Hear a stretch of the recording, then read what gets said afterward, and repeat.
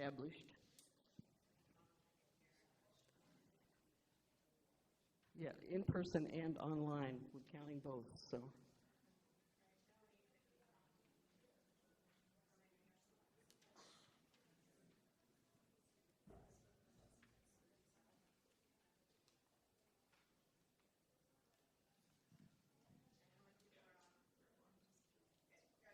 We have a quorum. Okay.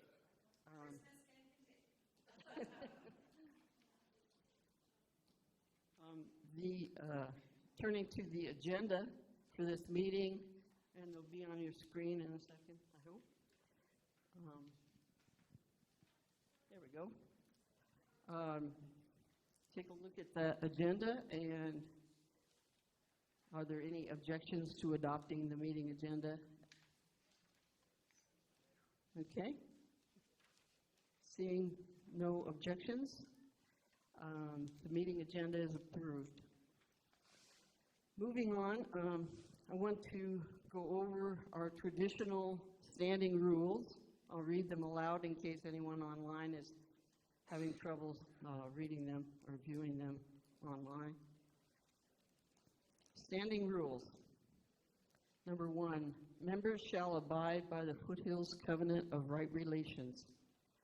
Number 2, no member shall speak more than once in debate on the same question until all members wishing to speak have done so.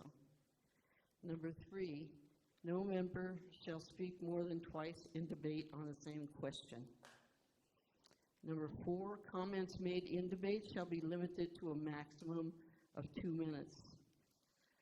5, to be called on, please raise your hand here or in the participant window if you are on Zoom. Number 6, any motions to amend must be sent to the board email before the motion is made from the floor. So, are there any objections to adopting the standing rules? Seeing none, they are approved. By the way, through the meeting, if you have any objection to the questions or question, you can raise your hand here or in the participants window on Zoom, or feel free to type your question into the Zoom chat instead. Next up is our Covenant of Right Relations, which I will also read. The congregation developed this covenant several years ago to be a model and guide for all of our interactions in person and online.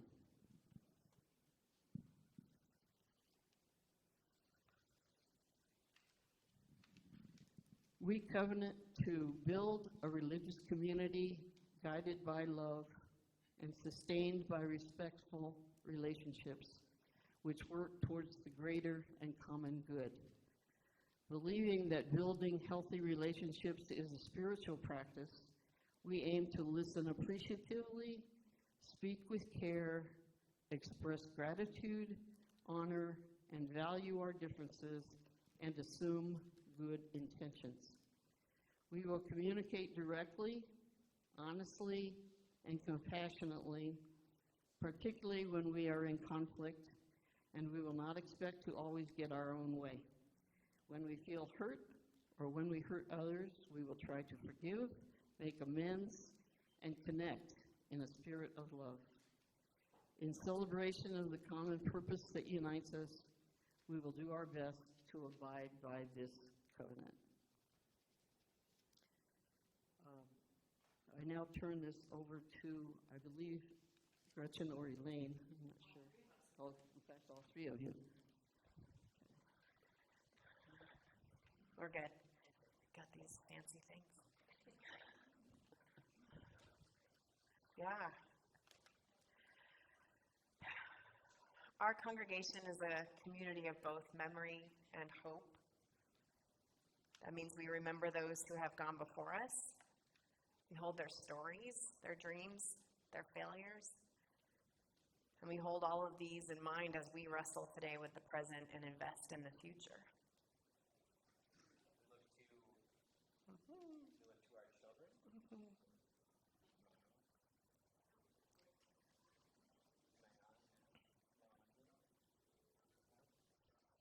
we go. We look to our children and grandchildren and hope for them a better world, that they will pick up the task we know we cannot complete, that they will forgive us our failures. Each year at our annual meeting, we take time to remember and embrace this circle of life by naming and honoring the people in our congregation who have died in the past year, and naming and celebrating the babies we have welcomed in the past year. As a covenantal religious community, our lives have been enriched and touched by these individuals who have been a part of our community and our lives and no longer walk the way of life with us. In the spirit of appreciation for those whose lives which we were privileged to share, we take this time of recollection and remembrance to honor their lives. I invite you, wherever you are, to rise in body or in spirit, or in both. In both respect and recollection, as we recall the names of those among us, members and friends, those whose deaths in the last year have left us with the loss of their earthly presence. Their lives continue to sustain and enrich us with precious memories, the gifts they brought to this community, and the ways their presence shaped our story that will live ever on.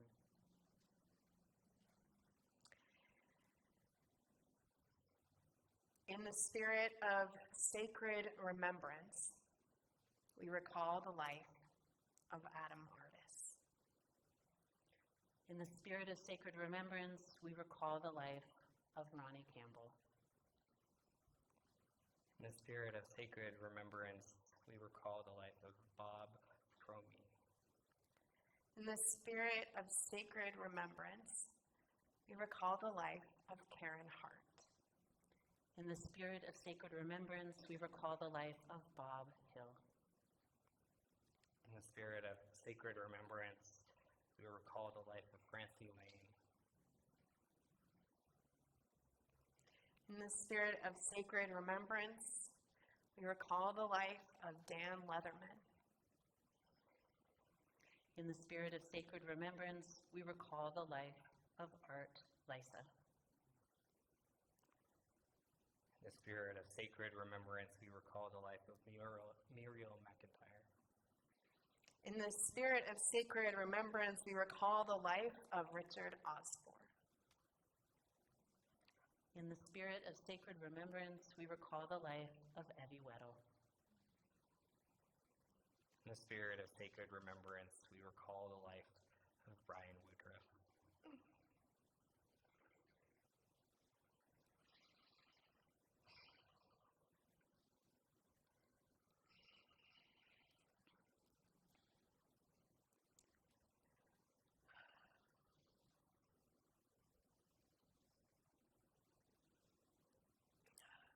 Sorry.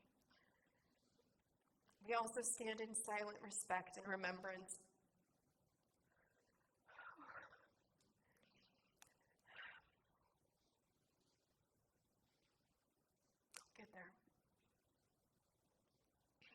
of loved ones who've also died this year, family members, cherished friends, and colleagues. We mourn their loss and give thanks for their lives. Even as we remember the past, we also look to the dawning future with hope and gratitude. We are grateful for every child who is born this year, although in our community we are aware of just one name. And we will lift up as an acknowledgement of that circle of life. In the spirit of resilient hope, we welcome the life of Everett Shobe.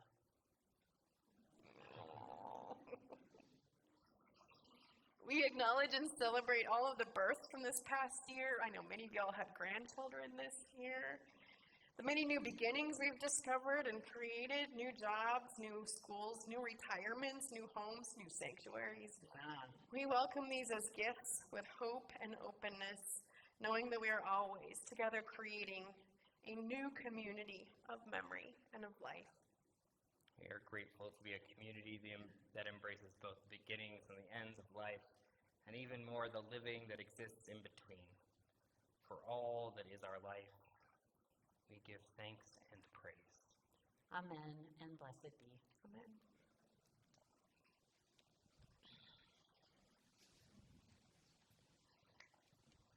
It's unfair. I have to do that now.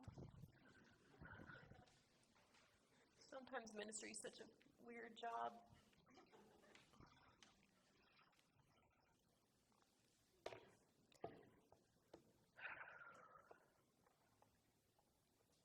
Let's go down more. I wonder if maybe it doesn't. For those of you that weren't aware, this piece, this up and down piece, is taken from our old pulpit, because it's a little piece. And then today, where'd Mary go? Today, we have this little extra piece, which, see, I'm very tall, that we also pulled from the old pulpit. It allows a little more accessibility in this pulpit. Okay.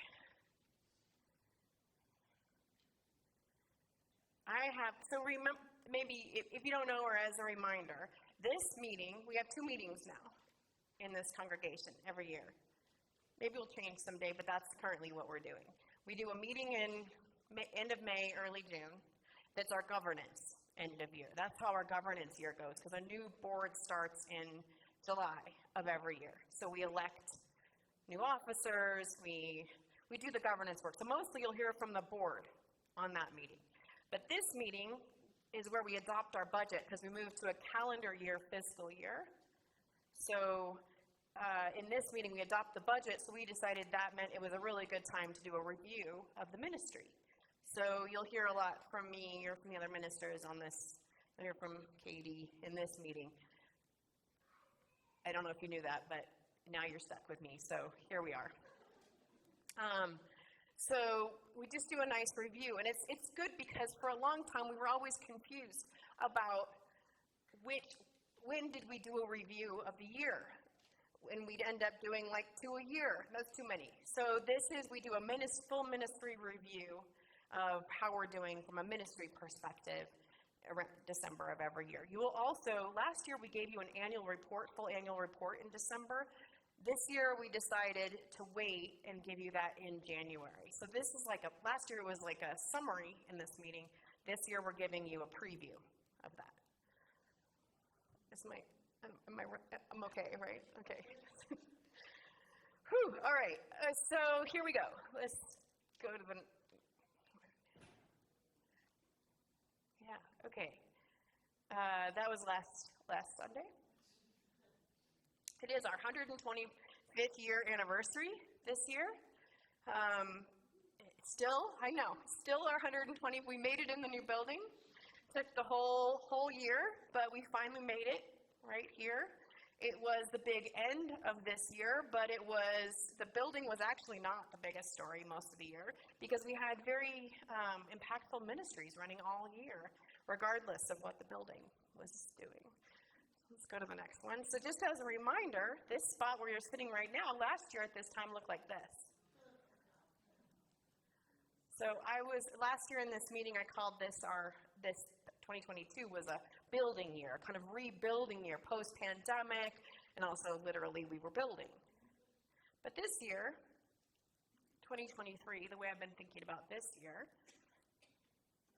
is to think of this year as about resilience, and specifically joyful resilience.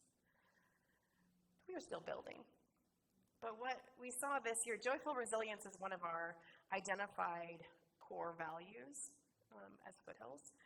And I think it's such a Foothills way to talk about resilience. So resilience, just the ability to persist through challenges. We certainly showed a lot of resilience this year, strength through challenges, but joyful resilience, because specifically the way we meet those challenges is not by powering through sometimes, but mostly by turning back to one another, to relationships, to laughter, to enjoyment. I mean, I think one of the biggest signs of resilience this year was the senior potluck, where literally every month, 90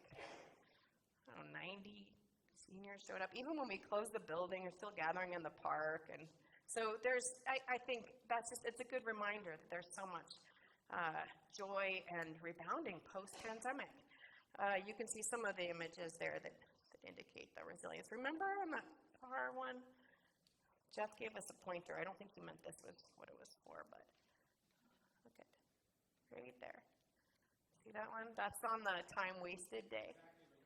Yeah, you. Right, but probably not to point out the pictures. It was meant for graphs. We'll do graphs in a minute. Okay, so let's keep going. So starting with just a little review of Sundays.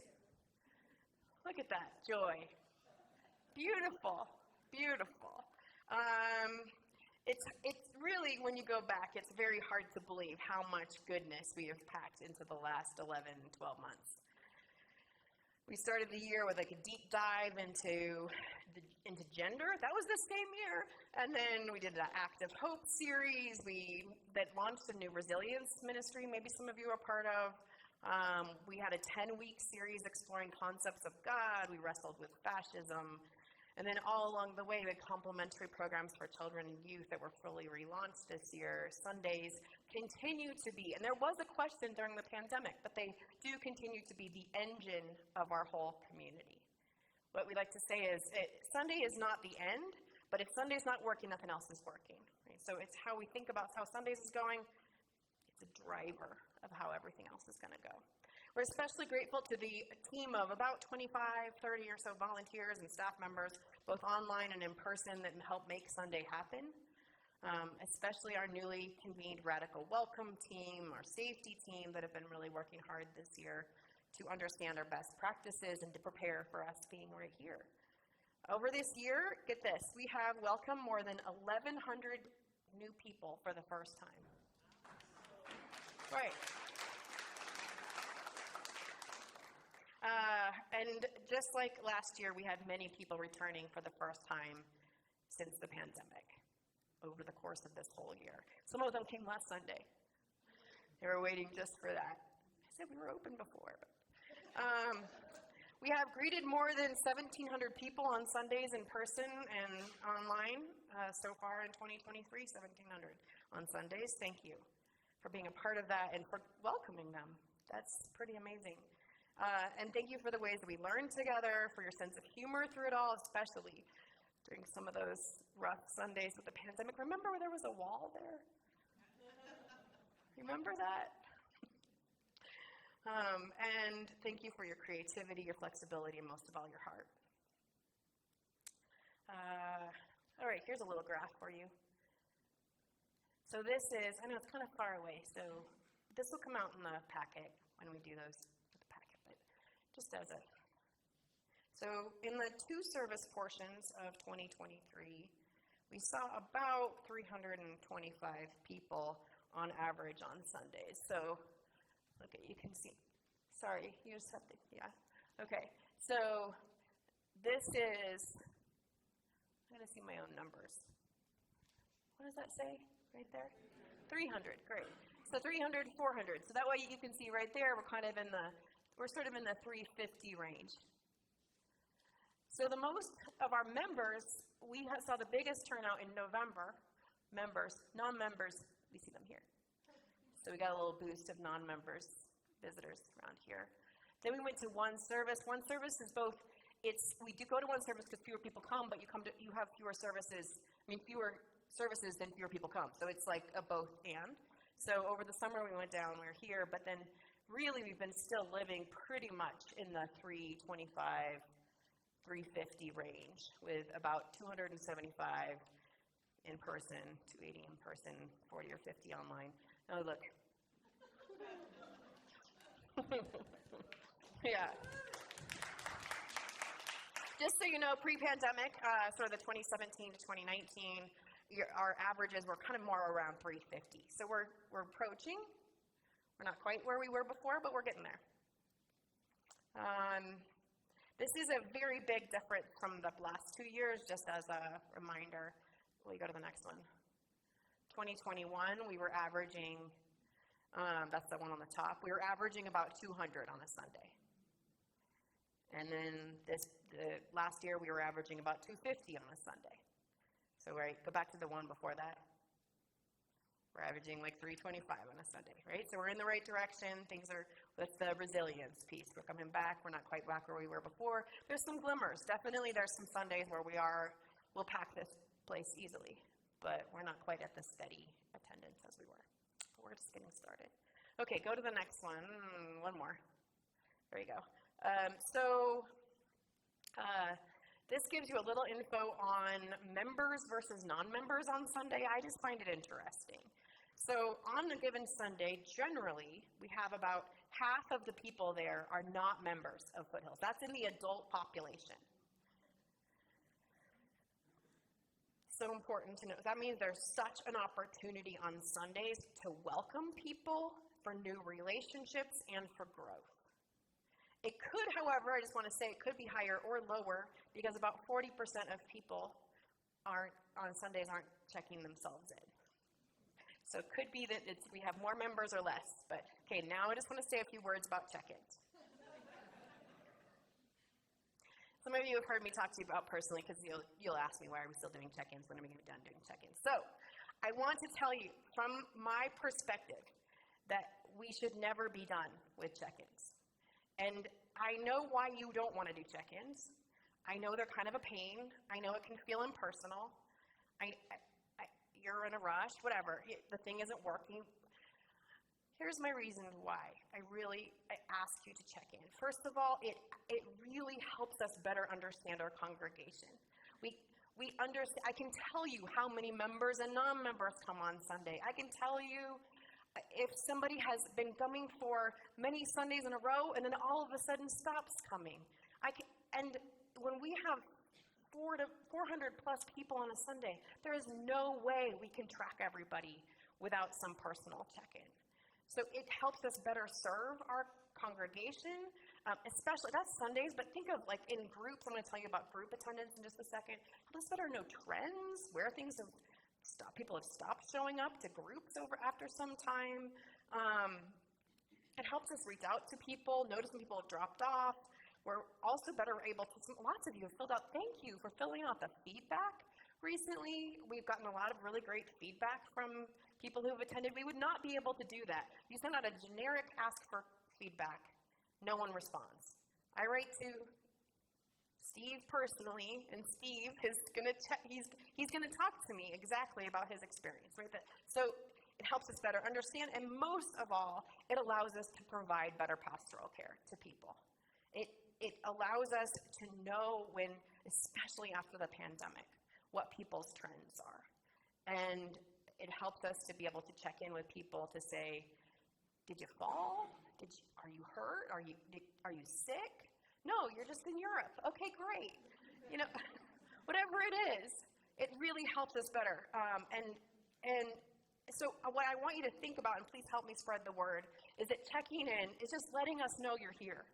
That's just it. You're just letting us know you're here, especially after the pandemic, when so many people have faded away. It really matters to be able to say for sure who is here. And some people have some worries about privacy. Who's it going to? Who's watching over me? It's me, it's Elaine, and it's Sean. That's who's watching. And we should. We're your ministers. And so it's not getting sold, I promise. We're not like sending off your information somewhere else. It's just to us. So I hope I know, it's okay. There's always going to be a Unitarian who says, no, I'm never checking in. That's fine. It's your choice, really. But if you're willing, I really ask you to take the time to check in every place that you are, and just let us know you're here. Okay? That's enough. Keep going. Are non-members asked to check in? Everybody's asked to check in. Yep. And especially so newcomers, we have a chance to talk to them more. They go to the newcomer table. If you haven't checked out the new family ministry check-in area, it's so cool. All the adults are going to want it, but they like print you a name tag right there on the spot. So, okay, keep going. Oh, we missed the check-in. Look at it. See? Why better? Yeah. You get the idea. Okay, so that brings us so that was Sundays. Let's talk about groups. So beyond Sundays, our groups have been amazing this year. Groups, we define that, we don't just say small groups. Groups being all sorts of ways you gather. Teams, groups, small groups, spiritual groups, social groups. There's a few examples up here. There's the Active Hope Retreat, I think in the upper left. There's the Sisterhood 10-year anniversary. There's the, what is that, Diana? I think that's at Vespers. And then that's the Wellspring Brunch, I believe. Overall, we have, get this, we have more than 80 groups and teams here at Foothills. That counts sisterhood once, even though there's 10 sisterhood groups. That counts Wellspring once, even though there's 4 Wellspring groups. It counts Journey groups once, even though there's 6. Get the idea? We have a lot of groups. And what that means is we have a lot of engagement from a great variety of people, doing all kinds of just interesting things all the time. This year, go to the next one, also shocking to me, we had 11 new groups start this year. Somebody always has an idea, just saying. So this year, we worked all year to improve our processes, clarify what each group's mission was and purpose, and to covenant with the congregation as a whole. This is a result of the governance system at work, the governance shift that we made a few years ago. That requires a regular review of ministry alignment to ensure that we're all working together.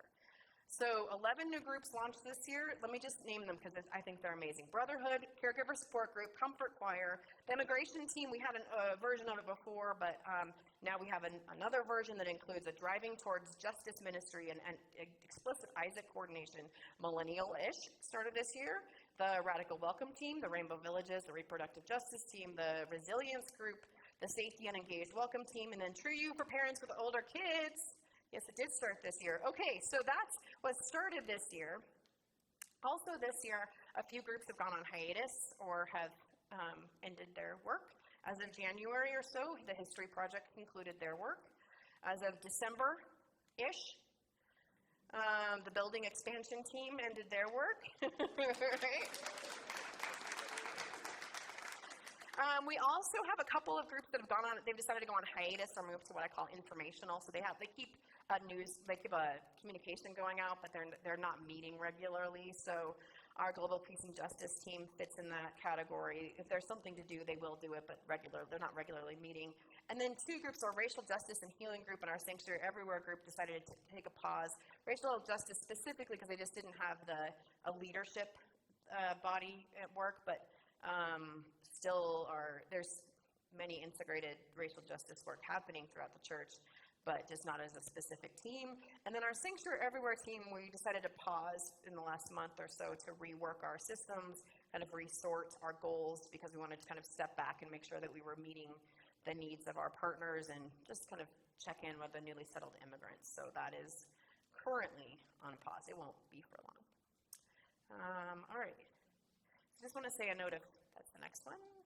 Thank you to any of you and all of you who are group leaders that are out there. And that it's a meaningful job, but also requires a kind of steadiness. So thank you for showing up. If you are interested in being a group leader or a team leader of any kind, that happens every year. We are always recruiting. A healthy church is always in rotation of leadership. So if you're interested in being a group leader in any of those 80 groups, I think you should talk to, where's Jen? You should talk to Jen or Lauren, and there's Jen. So talk to Jen or Lauren, and they will help you connect with or if you hear of somebody who's new, who's looking for an opportunity. All right, go to the next one. So, is Andy here? He's not here. But he is, he's at the food bank. Of course he is. So there's Andy Myers being a group leader with our kids. So some of our most important groups are not counted in those 80 groups because they are groups for our kids. This year, after we were primarily staff-led for our kids since 2020, this year we relaunched our groups for children and youth that were led by Foothills members. And that has been such a joy. If you go to the next one. So this gives you a little overview of our engagement from our children and youth. Basically, since Sundays of last fall, since a year ago, we have doubled our attendance on Sundays for kids, which you see on Sundays. It's very obvious. Well, you see if you come to the 10:30.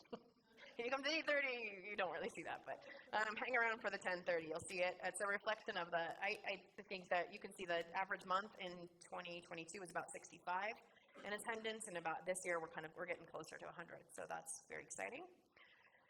That light peach is the 2022 the darker is 2023. So I want to just give a shout out to Eleanor Van Dusen, who is indeed in Europe, who's going to be entering her 25th year at Foothills. And a lot of this is a result of her steadfast leadership. Talk about joyful resilience, unbounding creativity, and just continuing to show up over and over and over. So thanks, Elle, who missed our first Sunday, sadly, but long-planned trip that we'd already be in the sanctuary for many weeks. Okay, we're almost done with my part. Go to the next one. Just as a note alongside these, the resilience, is that there's always in the midst of that some shifting and resettling. And I want to note this, over this year we've been working to clarify our membership post-pandemic, reaching out to everybody who we haven't seen since 2020 or before. It can be very difficult to reach people these days, but that includes our members who you think would be responsive to our calls, but sometimes are not. So we have been trying to clean up our membership rolls, which has resulted in more than 100 people being removed in the last couple of years. And that is 23 of those were due to deaths. So we have had, as you just heard, a lot of deaths in the last couple of years. We have also had 26 people who moved. We had 20, and then alongside that, about 26 have fallen out of the habit or stopped just being responsive. They just say, oh yeah, I don't come anymore. There's no particular reason. That cleanup isn't over yet. We have about 28 members that have been not active. They haven't given or done anything, as far as I know, in the last year or more, usually more. So we still have a number of people that it could be they end up on this list in the coming years. So go to the next one.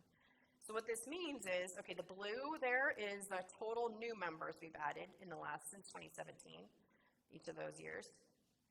That high number up there, if you can't see it, that's 75. So in 2017, look at, there's the Trump bump. We added a lot in 2017. We have added fewer over the pandemic, but still been adding. But then you have the red, which is lost members. So the yellow is net.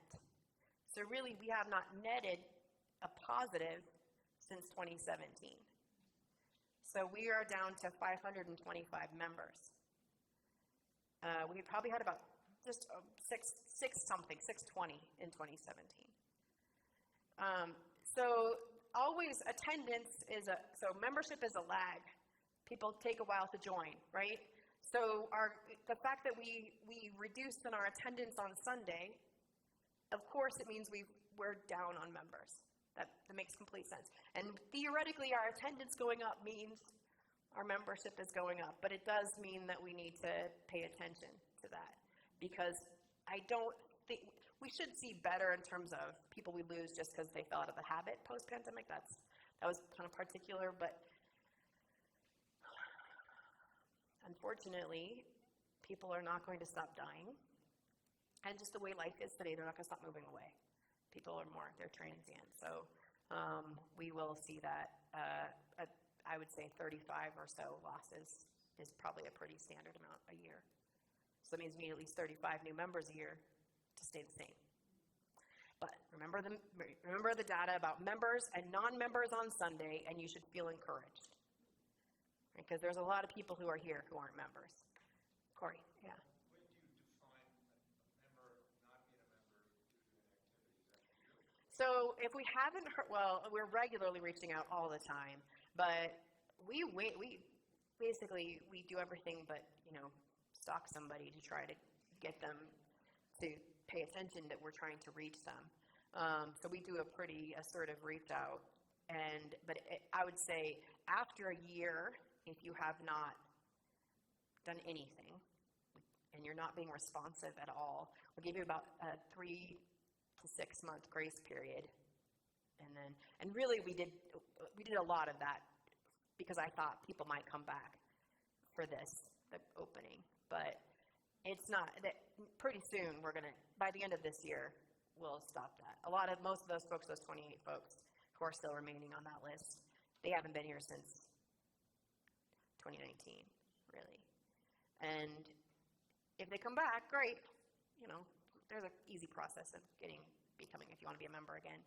But it dilutes how we're thinking. It confuses who we're thinking is here, I think. So it's better to have clean records, I think. And remember, this is good for all of us to remember. The main difference between members and non-members is it's about a degree of understanding yourself as a host, a partner, a person who's helping make the work happen, and a guest. And we know we need more hosts. You know, we want more partners in the work, but also people are completely free to be guests for as long as that makes sense. We had somebody sign the book today who I think has been coming for 15 years, Karen Wilkin. I'm not to call her out or anything, but newest member joined today. Okay, so then just one note, go to the next one, which is, a note, look how cute that is. So just a reminder, people wonder, okay, how do I help these folks become engaged and become members? I have two notes in there, all things you can do. One is, well, let me tell you, the reason people decide to hang around here for longer and they make it through whatever patterns, habits might be happening in their lives is they feel like they have friends and they feel like they have a place to serve. So that's how you can help people hang around. Become friends with them and invite them to serve with you. That's it. It's simple, actually. So that's your job in the next year is to make some new friends and then invite them to serve with you. Because people come to church looking for a sense of belonging. They want to feel seen and known, and they come to feel like they can make a difference. That is the main yearning people are after. So then if they show up here and they don't have any friends, over time, they could think the sermons are great, they could think the building's great, they could feel like we're doing is great, but they're not going to keep coming. They're going to feel like, and you guys know that. Probably why you're here too. So, and if you are somebody who has at times felt like you're falling away or falling out of a habit, don't feel bad about that. Church attendance fluctuates. Membership fluctuates over time. That's very, very normal. But maybe it's time to invite one of your friends from Foothills to coffee and reconnect as friends. Or maybe it's time to find a place to serve because you know you really want to be a part of this community and it becomes a little bit harder to do that if you don't have friends or if you're not serving. Okay? Okay, next. That brings me to, I think this is my last data point.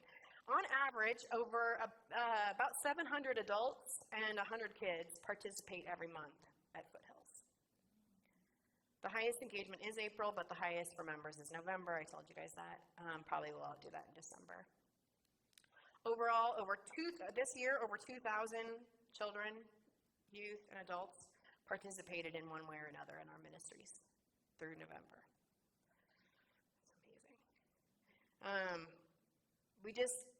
Sometimes people, I don't know if you were here for the 10:30, but I was like, I don't know, like half of the people here. So, you know, a lot of people are feeling like they're here, they're coming, but they haven't yet kind of taken that next step to engage and to feel like they're part of the ownership of the church. They go here, but they're not responsible for it yet. So that's the invitation, and that's where that's the good stuff, where that happens. You know, when you feel like you actually made this happen. You don't just come to this pretty building, you made the building happen. You know, you don't just admire the work of the food bank. You made that food bank, right? Okay, go to looking ahead. Okay, if you didn't know, next year is a presidential election year. I know you like to stay in denial, but it's true. And it turns out democracy is not in the best shape. Human rights, not the best shape. Climate crisis, not the best shape.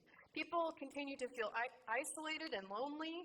That means that we are needed. There's a big role for us in the coming year. Within our community, we need to recognize and even step into the reality of being a 5-generation community. You saw it in Six, I said 5. It's 6 generations. We did it in the tile sliding last week. We had all of them represented here in our community. From the youngest to our oldest member is 103. And so what that means is that there's the need for pastoral ministry is very high and complex. We also obviously will be in our first year in our building, and we have a lot of enthusiasm and readiness, and we need to channel that to meet the need that is out there. So go to the next one. So we will be kind of thinking about how do we set a new foundation for ministry and mission post-construction, and how can we lead through that? You know, we want to be thoughtful, intentional, and to be partners in leading how we will respond. In our justice team's world, we've been talking about for a couple months, focusing on 3 strategic conversations. We'll still have like very similar teams, but to try to get us into some specific goal-oriented conversations. The first is to affirm that all bodies are sacred. The next is to make all of northern Colorado a sanctuary. And the third is to care for our souls all along this journey. We will be, the board I should say, in January we intend to have a series of that will help set our foundation, some strategic planning conversations to help us get reset. That will be also in partnership with the board, who is doing a lot of linkage work. Linkage just means like reaching out to all the stakeholders, including members, but really right now they're focused on trying to reach out to the broader community and all of our partners to help prepare for an update to the vision in probably around 2025. So the last time we passed our vision in 2017. So guess what? Y'all hung around long enough that now it's time to do it again. And we will also obviously continue to build on our welcoming and our safety systems so we can scale in our capacity to help people make friends, to serve, to find that deeper sense of purpose and meaning, to experience being a part of a larger story. Okay. That brings us to the thing you thought you were coming for, which is the money. Okay, let's talk about the end of year financial results. Go to the next one. Yep. I am going to turn things over to Katie here in just a second. So this is what we're looking at for this year. This is 2023. So as of the 4th of December, you can see our categories. We're at about, our pledge income is under. But we think by the end of the year that people like to give in the last 3 weeks of the year, so we think we'll hit about $715. That still puts us under budget by about $35, but that was made up this year through, okay. Pledges means you told us you were going to give it to us, and then you did. Donations means you didn't tell us, but you gave anyway. Same, basically the same. But so we put in the budget $155,000. We put in the budget $140,000 for donations, and we think we're going to end up at $155,000. So between those two, we end up at a little bit of a $20,000 loss, but really darn close on that numbers. And we think our plate will be basically on budget. We were over budget on our fundraising this year, thanks to Kay and the team, the auction team.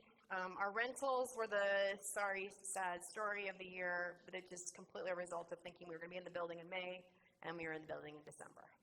So we are steady. Rentals continue to be steady, but we did not have any external additional. And actually, the ones we did book externally, we had to refund their money because things were rough. So it's going to get, the good news is it'll get better next year, but that meant we were under by about $30,000 on the budget. We were pretty close on our grants for our first year we've ever tried to get grants. We ended up with about $31,000, so a little under what we thought, but that's pretty close. But overall, we will, go to the next slide. Okay, so this is looking at our data over the last 5 years or so. So the far left is 2018. These 3 categories are your main giving categories: pledges, donation, and share the plate. So it's been within a certain range over the last few years. You can see we were at our highest in 2019.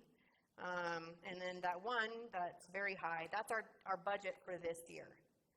The next one next to that is our 5-year average. And then the last one is where we are as of 12/8. So look, we're already above any of the last 5 years right now. And remember that people have given $500,000, people, you, have given $500,000 to capital this year. So the giving continues to be very, very strong in this congregation. The generosity is mind-boggling, actually. So we think we'll be within about $20,000 to $40,000 of our budget for this year in these categories. So that's pretty amazing considering it's like a very low percentage.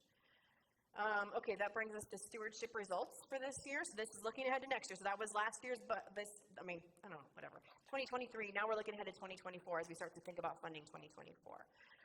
As of yesterday, we had 360 confirmed pledges that total $750,000. That is a net decrease in numbers of households pledging, but a net increase of 35,000. That's just about 5% overall. But we are still waiting to hear from about 20 households. Most of those households are giving. They just aren't pledging. So we feel likely that if we can reach them, they will likely be pledgers, but that would add to it. We think we'll end up with about 370 pledges, which would be even, and about $755,000. We did get 11 new pledges this year, but 24 people didn't renew. Remember we had like 20 deaths, so we have to expect when we look at our growth numbers that we're going to every year have a pretty meaningful size of loss, so we need to make up for just to be even. Pledge retention, other than those deaths or moving away, is our biggest challenge to growth. And as we look ahead, we can't obviously prevent people from stopping their pledge when they die, but we can and must think about how do we retain people and their sense of that we're worthy to give to, and that they feel connected, that they feel like this is a place that they're still connected to. My last one. If you don't watch Ted Lasso, you're not going to get my joke, but that is Ted Lasso saying that the building expansion is done. So we are still working through a number of things with our contractors. We've held back some money until those things are resolved, and we do have some potential contractual funds that would compensate us for the delay. A number of things came in over budget, but like the fire panel, we're still working through, but it's like $60,000 over than what we expected. But other expenses were controlled, thanks especially to our building expansion team, so that we were basically able to come in at budget at $8.155 million. So that is astounding, and again, you just spend a lot of time thinking the building expansion team. We had just over a 5-month delay. We've received in donations so far $5.7 million. Can you believe it? $5.7 million that have come in from you. That's just your generosity. And we have about $500,000 still outstanding. We've received about just a little over $1 million of member-based loans. So that's a lot of generosity coming directly from this congregation. I think with that, we're on to the budget. Do you want this? Yeah.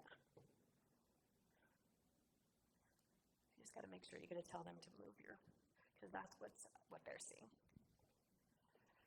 Thanks for spending a few minutes talking about how we are going to fund that vision in the next year. I just want to briefly remind everybody what the process is with our budget. So in September, we start to think about what the year is going to look like the next year. Gretchen and I start having conversations with Sean and as a whole team figuring out what we're planning, and then we start to work on the budget. We utilized our third-party controller in that process as well. This year, we actually built a brand new budget that is much simpler, and it's the version you have in your packets that we feel like is a lot clearer and easier to read.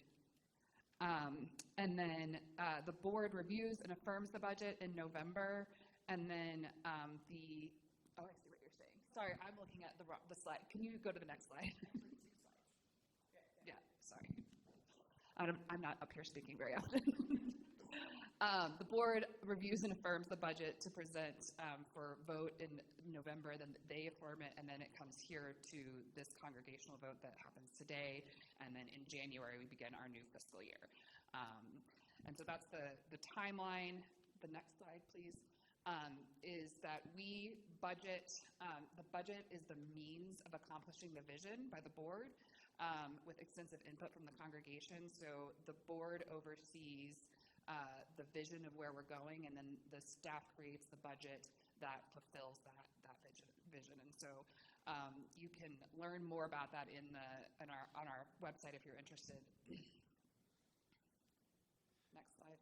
Before I get started on the details of this, I want to take a second to just highlight all of these names that are on. If you're on there, maybe like raise your hand or raise your hand online. But there were so many people.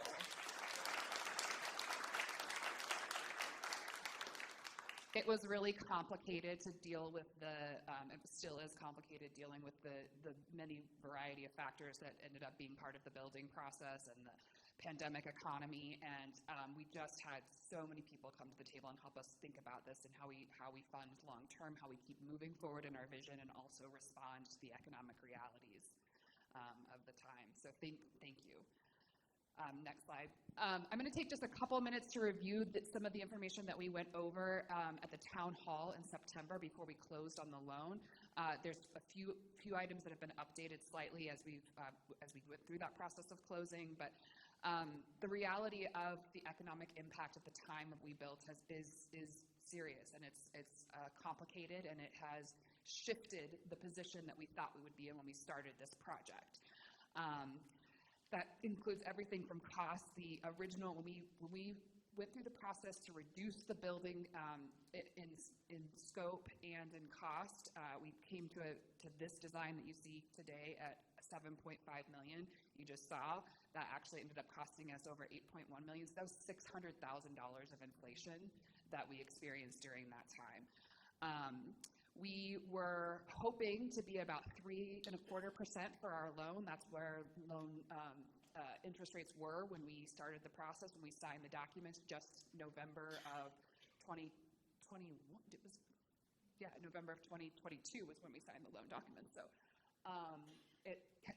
the interest rates were raised 18 times in the time period that we've been under construction. And we ended up closing at 6.99%. The bank worked really closely with us to keep it under 7%, but that is a significantly different number when it comes to our annual mortgage payment. Obviously, the impact of the pandemic and all of the things that Gretchen just shared in terms of who's here, the type of work we were doing as a church during these last several years was all brand new and different. And there was a significant impact because of that. Go to the next slide. So the reality of that is that our mortgage, when we did the planning and the forecasting, we thought it would be around $120,000 a year. It is $300,000. So it's significantly more that we are working toward building into our budget. And that includes $40,000 a year for member loans, and then the $260,000 a year for the traditional mortgage. And I want to say thank you for that too, because you can see those are one is $1 million and the other one is 1.4, and at $2.4 million in our total debt, the $1 million loan costs us so much less than that traditional loan. And so that generosity is really important, and it's part of how we're able to keep making things work through this time as we're now inhabiting our new space.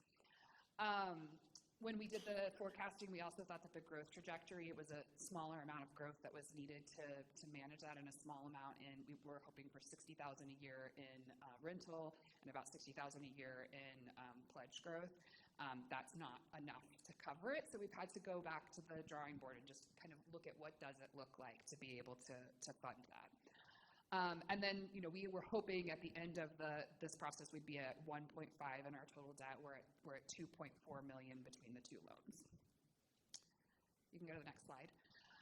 The good thing is that along with that debt incurred and with what we have is that that giving went to our property. We have an increased amount of assets as an organization. So just a few years ago, we were managing about $2.7 million in assets, including our building and other funds. We're now over $11 million in terms of what is held by this church.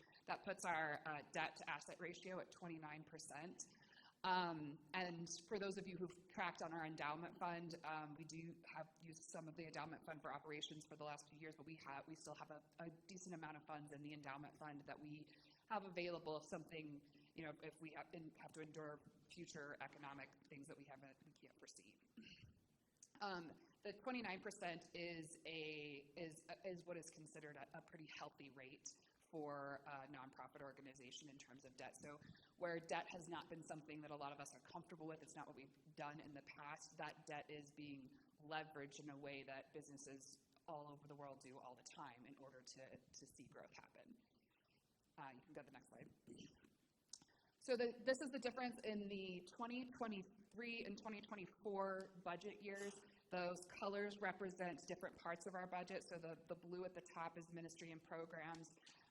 The teal in the middle is personnel, and the lower section is the building. So you can see that the majority of our increase is in that building cost. It's the mortgage, it's the utilities for managing this much space, it's the time it takes to clean and prepare the space, make sure we have our sidewalks, new sidewalks cleared. So that's where the majority of our cost is. There's a little as well in personnel. We'll talk about that on another slide here in a minute.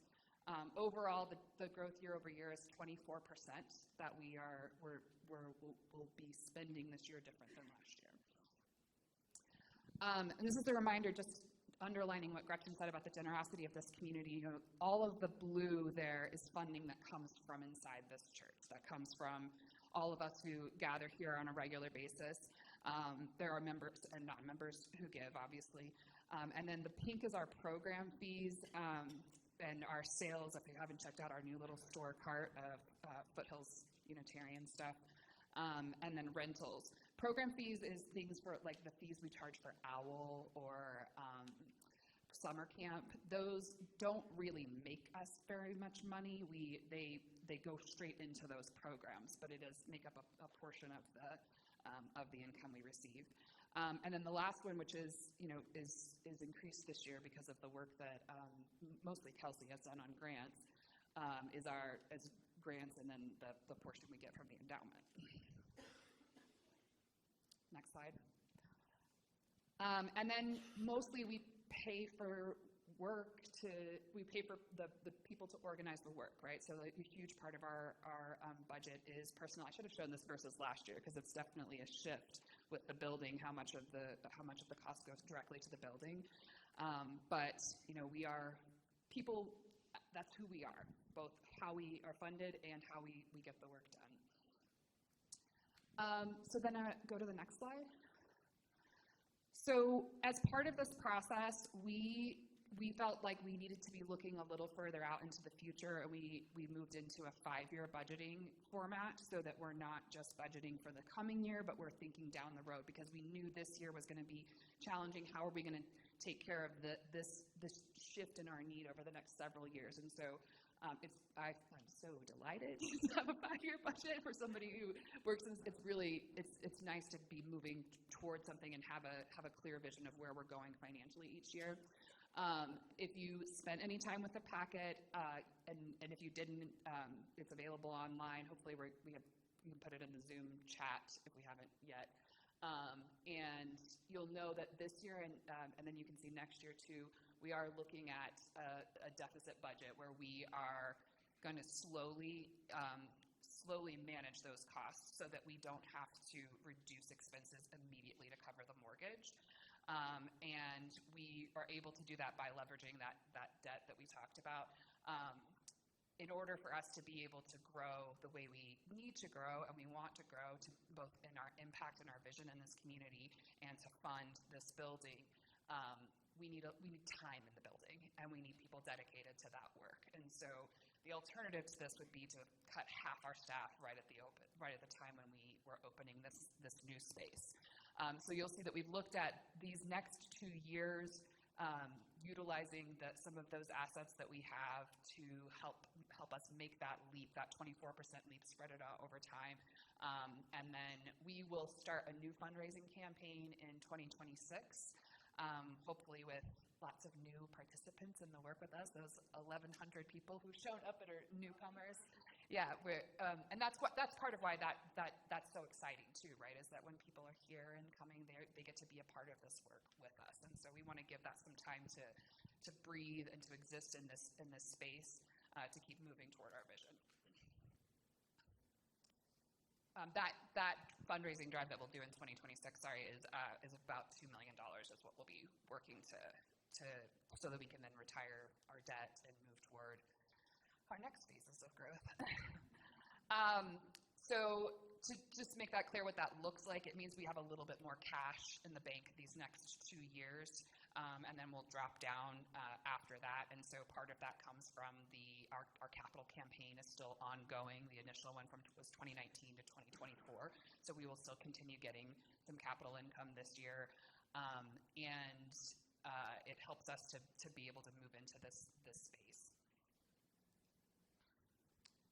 That plan does include that we would be paying off our member loans on the 5-year term that we initially offered and talked about too. So, okay, next slide. So we knew as a community that growth was part of this. Because we are planning so specifically to a longer term budget, it gives us kind of a strategic outlook for what that growth needs to look like. That's part of where the analysis, and you guys, Gretchen is has such an incredible sense of business acumen that comes to this work, and I know that's not something that every minister has, and I feel so grateful for her leadership in this area, but to think really clearly about those losses that we experience and the growth that's required so that we can move toward that and we can know if we're on mark, and if we're not on mark, we can make changes to those plans to be able to be fiscally responsible as a community.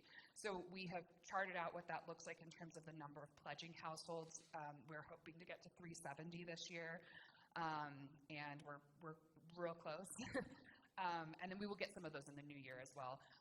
And then what average Sunday attendance looks like. So, and we're already at 325 for this year, which is what we were hoping to be at in 2024. We were very intentionally conservative with those growth opportunity. We wanted it to be achievable and to be realistic and right for our community. We don't want to just push at growing that isn't the right kind of growth.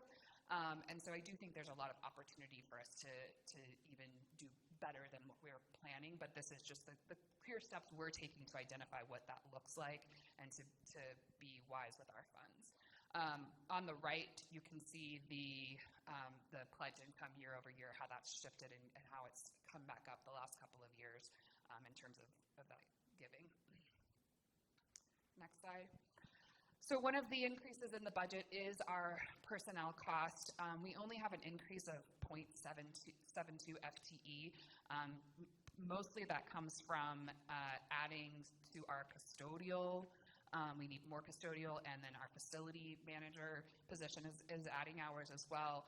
And then we will be having a ministerial intern. So I think it's the first time in 12 years maybe that and that's part of our commitment as a community to continue raising people who are of this faith, is to bring someone in to learn and work with us. And so that's most of where that comes from. One of the challenges is that in the last 2 years, there's been over 18% inflation generally, and majority of our staff have received 3% or less in terms of an increase, which means we're asking people to do the same job for less money than they used to make doing it. We have some really phenomenal resources through the UUA that help us to identify what are appropriate salaries for particular jobs, and we utilize that information to kind of see where everyone is. Our goal is to sort of have everybody close to the midpoint that they recommend for our region, and then with some variance based on experience within that as well.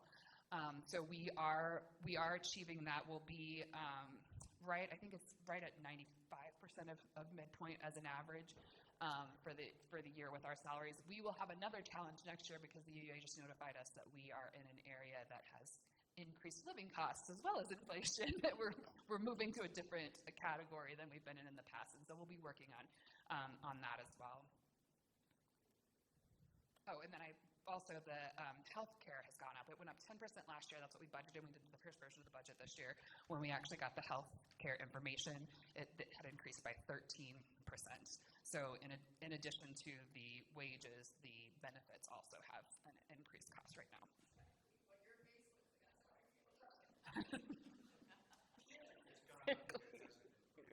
Yeah, it's rough. And then next slide. Yeah, great news. One of the things that we're really excited about is that as a congregation, there's been a strong commitment to us moving into this building being as close to net zero as we can get it. So we signed the contract a couple weeks ago for our solar system that's going to be installed. That will be in Q2 of next year, I think, is when we're hoping to see that happen. Both Steve Tenbrink and Peg McMorris were very involved in this. And it's going to be a 102 kilowatt array, if you understand what that means. We originally were looking at an array that would produce about 50% of the building. When we had the hailstorm that allowed us to replace the roof that we just finished this last week, we were able to use all of that southern roof on the Chalice wing. And that is our best producing space. And so we're really excited that it will be able to produce a great amount of resources for us. It's not 100%. We won't know exactly until it's in use. But we don't know because we're not in the building yet. So we don't know what it's going to cover because we don't know what we're going to use. Right. So that's also not factored into our financials. We will see some sort of savings in utilities once that's up and running. And we'll be excited to see how that plays out. But it was a lot of guessing we're guessing at what we're going to be at, we're guessing at what it's going to come back at. And so we again wanted to leave it where there was room for us to do better as opposed to be surprised by expenses we weren't prepared for. They can buy a panel. Yes, we are going to have a fundraiser. We will have a fundraiser, a small fundraiser in the spring where you have the opportunity to purchase a panel or 2 or 10 if you want to help us with those costs. We have a couple of donors who are coming in to participate and cover a number of that cost and to help us with the funds up front. But we'll have a small fundraiser as well. The rebate is like basically half. Yeah, it's about Steve, do you remember the upfront cost? The upfront cost was $245,000. We got it for out of pocket about $95,000. Yeah, so 240 is what Steve was saying was the total cost of the array, but because of the incentives from the federal government and local government right now, and some incentives that are specific to nonprofits, our final cost on it will be about $94,000. So that's really exciting. Yeah. Okay, and with that is the information I have to share with you. All right, so we need a motion. And now we turn it back over to Mary. Yeah. So we do the motion and then we have questions if you have any.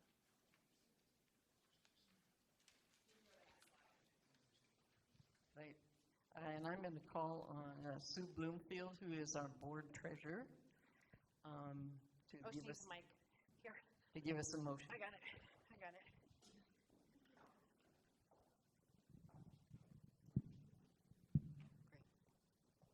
Ready? Go for it. Is this on? Yeah. Yes, it is. Okay, so I move that the congregation approves the board-affirmed fiscal year 2024 budget as presented by the staff. And we do not need a second because this comes from the board.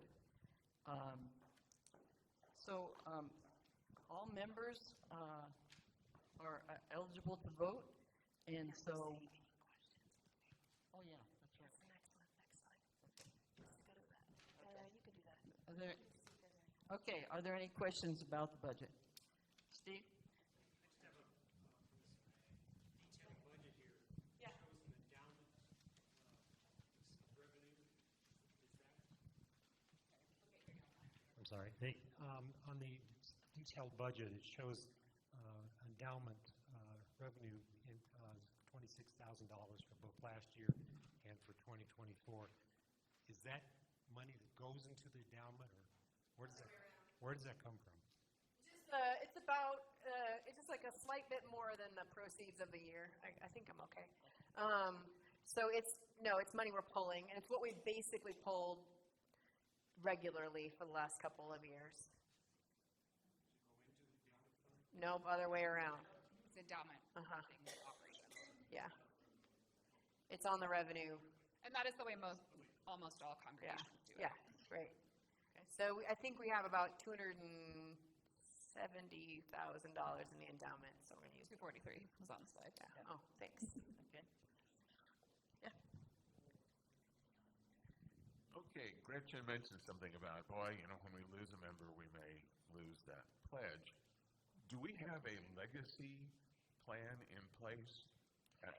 Yes, actually, and we worked pretty hard this year to start to get clear on who somewhere in the last 10 years, we lost track of our records of who had already made legacy gifts. So this year we got clear on our legacy gifts, and then we called, a team of people, not me, but headed by Jane Everham, who called every member in their 80s and 90s and asked if they would consider putting us in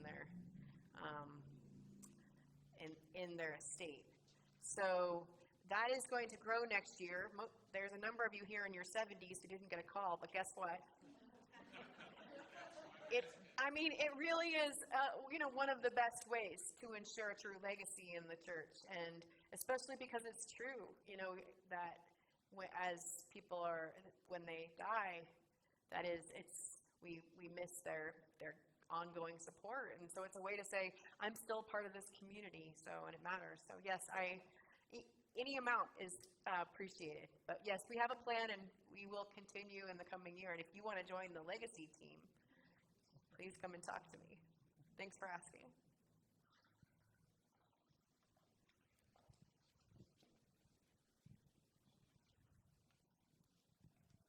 So I just had a question about the staff midpoint. So in here it says the goal is to be at 92% of the midpoint. Yeah. Why is that not 100% or a different number? Where's the 92 come from? Because we haven't been there, and so we wanted to get to a next level. But you've been in your churches a little, so you know the way that this works. Basically, you get to the point, and then the next year, as they should, they raise what midpoint is because inflation has gone up. So, or cost of living has gone up. So we're on average at 92, but we should be better. But the problem is, I just to underscore what Katie said. So we're in what's called a geographical index of index 3 right now. That says in the scheme of 6 different geographical areas, cost of living, they say Fort Collins is 3. They make our rates accordingly. Well, they just notified us that not next year, not 2024, but 2025, we're going to be in Geo Index 4, which means most of our staff aren't even on the charts anymore.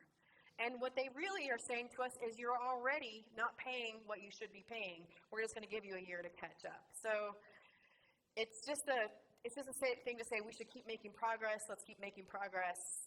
We're doing the best we can. We're very lucky to have a very dedicated staff that is committed to being here. But it's something we should be aware of.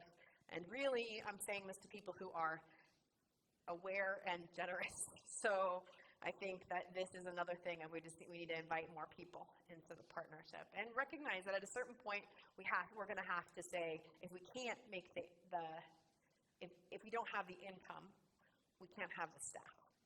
And that's a very hard reality. I carry it very closely a lot of times, but it's something we have to be honest about. You can't just keep saying, well, we can keep staff but underpay them. So. And that includes ministers too. I know sometimes we designate, but ministers are part of staff in that conversation. So in the merch store, it says that we won't earn a fiscal sponsorship fee, and that went down $35,000. What does that mean, the $35,000 dropped to? So we have had a fiscal sponsorship relationship with the BIPOC Alliance for the past 3 years. They are moving to another fiscal sponsor. They really have just grown beyond our capacity to provide those services. Their budget is over $500,000 now, which is, it's more than we have capacity. So that is part of what's not in that number next year. That was about $10,000 this year.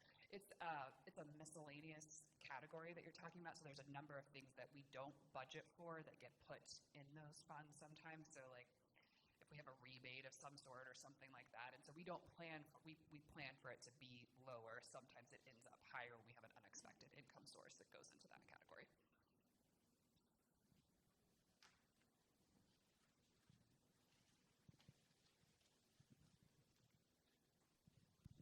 Just a quick question on rentals and the revenue. I mean, this is great space, and I know you probably have reached out. What is, first off, CSL? So we have, yes, thank you for asking that. So we have two, I keep wanting to make it three, but it's two. We have two ongoing renters. One is Playcrafters Preschool that uses the first 4 classrooms in the lower level.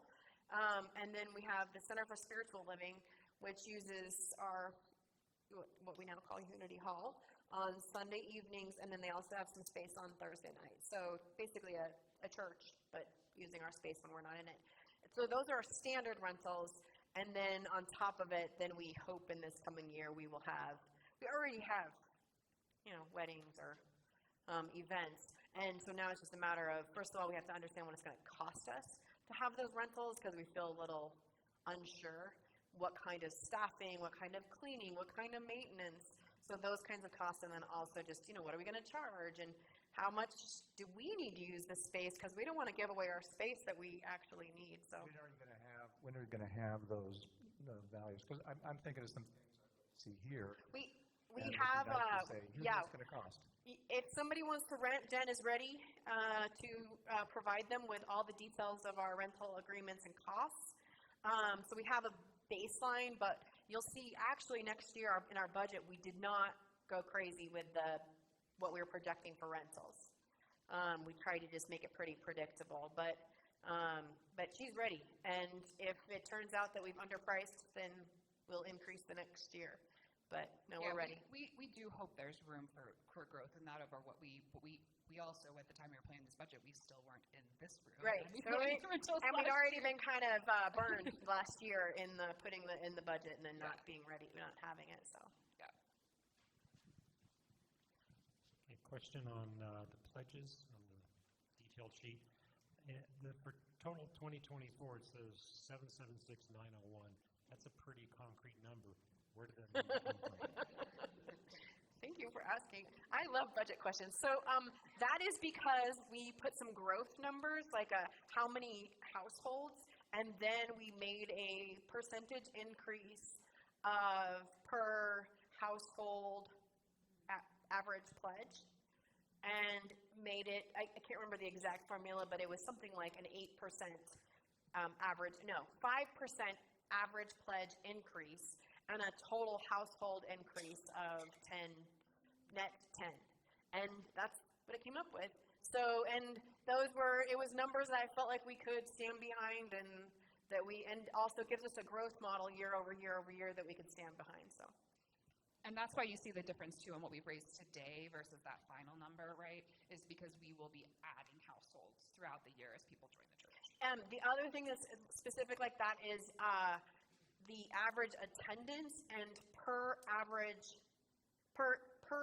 person on Sunday gift to the plate.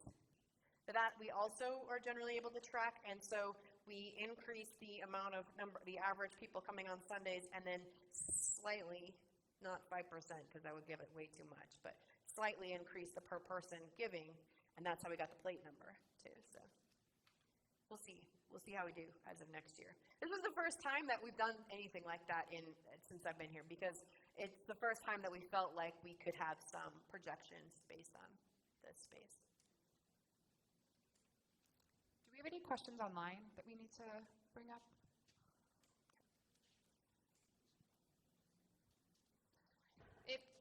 If questions arise, as you're looking through things, please reach out to me. I'm so delighted to have an office here at the church now, and I love getting to see and speak with people and learning about what giving means to you, what you want it to look like. It's really helpful. This is the first year since I've been here that we did share the whole budget. The reason we did that is because it's a different kind of ask. We wanted to be really transparent about where the changes are. And so if you spend a little time with it, you've got questions, you have that in your packet. It's available online for everyone to check out in detail as well. Did you have another question? So I just had a question about the grants, because there's a 9,000 increase in the grants. In the presentation, I think you said we didn't quite meet it, so I just wanted to understand the difference. Yeah, well, one of the things that happened in the grants is that we got a grant that was for our grand opening, and then we didn't have a grand opening, so we're getting that transferred to next year. So I think that was $5,000 right there. So just things like that we think, first of all, we just never have applied before this year. And if you know Kelsey or see Kelsey, you should give her a shout out, because she's never done grant writing, and she got almost all of the grants she applied for this year. She's applying for some really big ones. In the coming year, a couple of, $100,000 grants. So if we got something like that, that'd be great. That would be to fund justice work. That's what we're mostly able to do. Increase our capacity for what we can do with that work if we receive some of those. So. There's some capacity building grants she's applying for. So anyway, we'll see. I mean, I think it's definitely a stretch, but it's not a wild stretch. Any other questions? And were there any questions online? No. No? Okay, I think we're ready for a vote.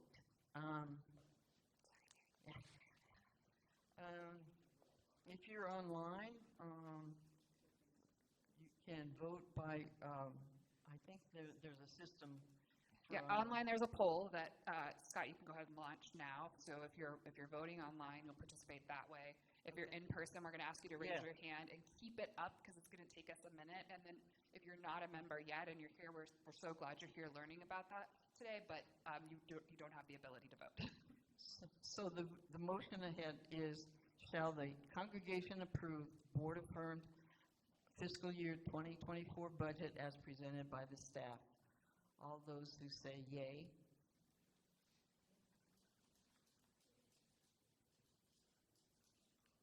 You could keep your hand up for a little bit so they can count. Just do it the other way around. We will.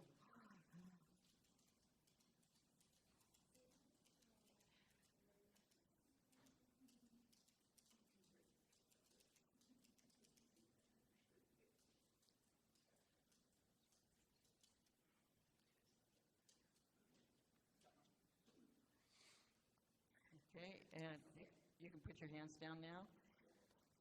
If you vote nay. No judgment. It's okay. Raise your hand if you're a nay. All right, looks like it's unanimous here. And we had 37 online. 37 online and unanimous as well. Great. The motion passes, and we have a vote. Woo!